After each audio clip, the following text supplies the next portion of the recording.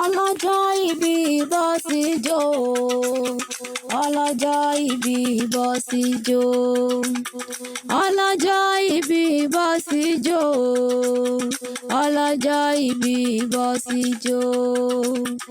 Ikú má pa ẹni sẹ́yìn ò kí wọ́n sá ti máa bẹ́gbẹ́ pé.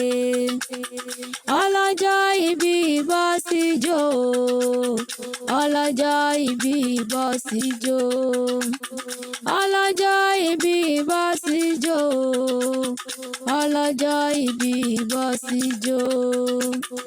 Ikú má pa ẹni sẹ́yìn ò kí wọ́n sá ti máa bẹ́gbẹ́ pé.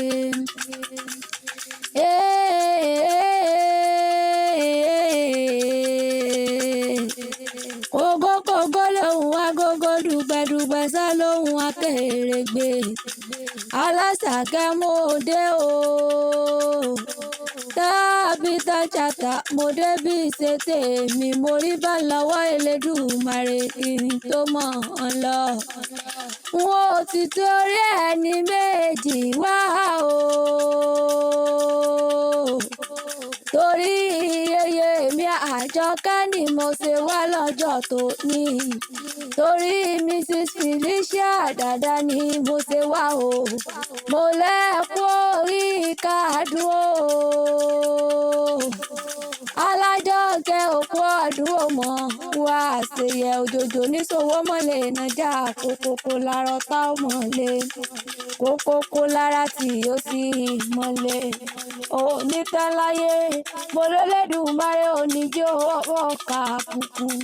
Ó ti wá sọdún èyí ó ṣe tẹ̀mí tọmọtọmọ nínú owó nínú ọlá ìtètè kú èyí tí ṣe balẹ̀ ọ̀rọ̀. Ìbámọ̀ wọn ní Sanlúùsì níyà o, ilé ọmọ Sanlú yeye, ọmọ arógún jó, ọmọ arógún yọ ṣẹ̀ṣẹ̀ bí iná forí kí ìran bàbá tó gbé bí yín lọ́mọ. Ẹ̀yin lọ́mọ arógún dádì owó, ẹ̀yin lọ́mọ arógún gbàlù. Mo délé yín lóde Sanlú, bàbá yín gbèlú níṣẹ́ ni wọ́n ń jó. Àṣàkẹ́ Adé mo béèrè pé kí ló dé o, wọ́n lárógún jó níyì o, wọ́n lọ́mọ arógún yọ, wọ́n lọ́mọ arógún yọ, wọ́n lọ́mọ arógún yọ ṣẹ̀ṣẹ̀ sálẹ̀ yín. Àjọkẹ́ Adé o, mo lẹ́sẹ̀ yìí ṣàmọ́dún ọdún ayọ̀ lẹ́sìn mọ́ ṣe. Ìyá ọmọ Olúpọ̀ Aláèlú o, ọmọ mo lé tètè mo mú jọba, ọmọ mo falala mo jóye mọ̀ jẹ. Èèyàn tó Solúpọ̀ pẹ̀lẹ́wọ̀n alówó wọn bí mọ̀, ìran bàbá wọn ti mọ́ sówó wọn jèrè nínú ilé bàbá ẹ̀yìn gangan ni.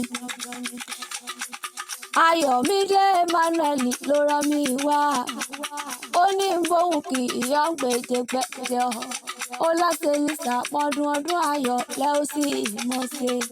Happy birthday to you o.